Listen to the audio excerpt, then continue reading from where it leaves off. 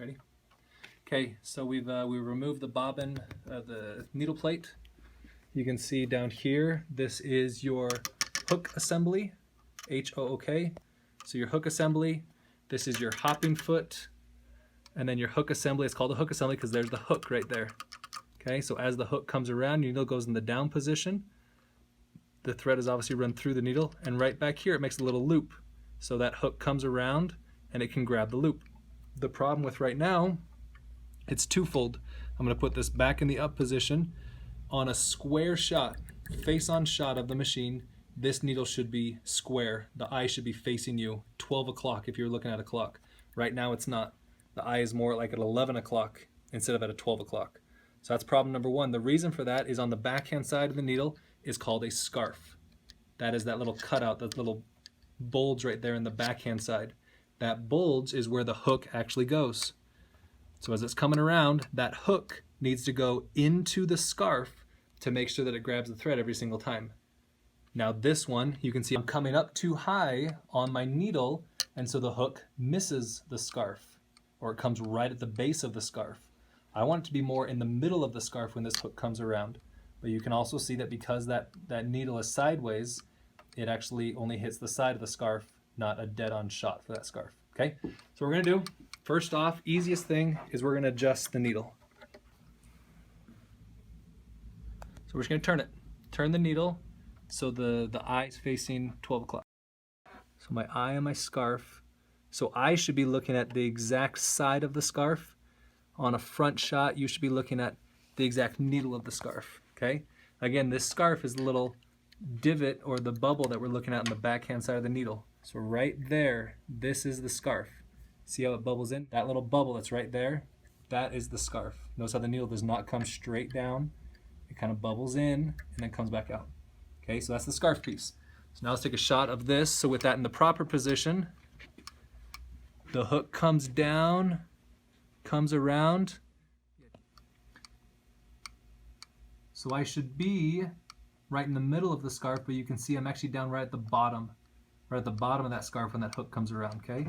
What we actually knew is we need to loosen the hook assembly, and we actually need to rotate the whole thing. So the hook assembly, I've got screws that are down in each piece. So I'm going to loosen the 3 screws. So it's a little bit easier if you're on the right-hand side of the machine, if you're at the front. Not just because I'm right-handed, but because of how the screws line up to be accessed. Okay, so all my screws are loose, except for the screw that references my hook right there, okay? The hook is what I'm actually timing. I'm not timing the backhand side of the hook. I'm timing this hook piece itself. So I wait to loosen my last screw as the one that's in line with my hook or closest to my hook. I'm going to bring it all the way around till my needle's in the down position, okay?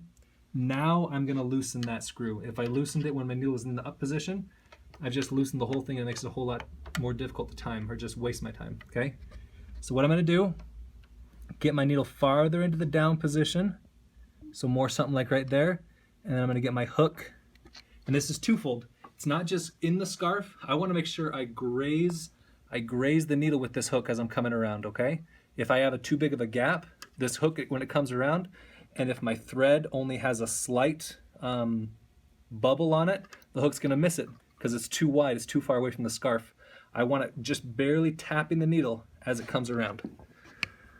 So on this one, I'm in the down position, pull it forward just slightly, and we're going to try right there.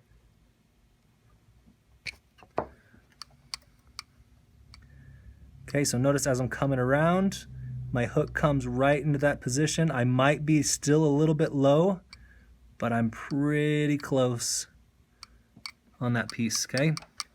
Come all the way around. Needle just barely starts to go up. Nah, I think I'm still a little too high. And I'm saying too high because, again, I want to be more in the middle of the scarf. I'm not in the middle of the scarf. I'm more on the top side of the scarf, okay? So I'm going to loosen this. I'm going to advance it just a little bit. And when I advance this, when I turn it that way just a little bit, that's when my needle is actually at a lower position. See that? See, now I'm more in the middle of the scarf as I'm coming up. And I'm missing the eye of the needle as I come up. Now the gap between the hook and the needle might be still a little too large, but we're going to try this one.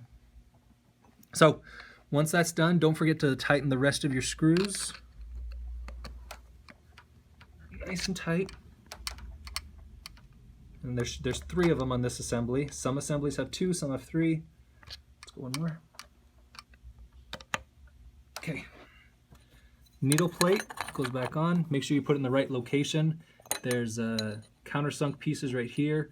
Make sure your hole for the needle's in the right place, because if you put it on and you go to run it, your needle just hits the plate and then throws your system at a time all over again. You got to start from scratch because your needle just hit the plate hard because the hole wasn't lined up properly. Screw these screws back in. Just make them hand tight. They don't need to be extremely tight. There's not a lot of tension on them.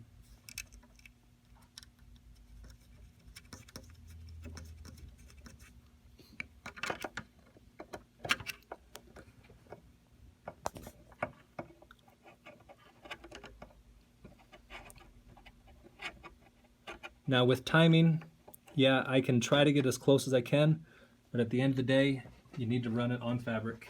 You got to thread it up, run it on fabric, and that's how you can ensure that you got a proper time.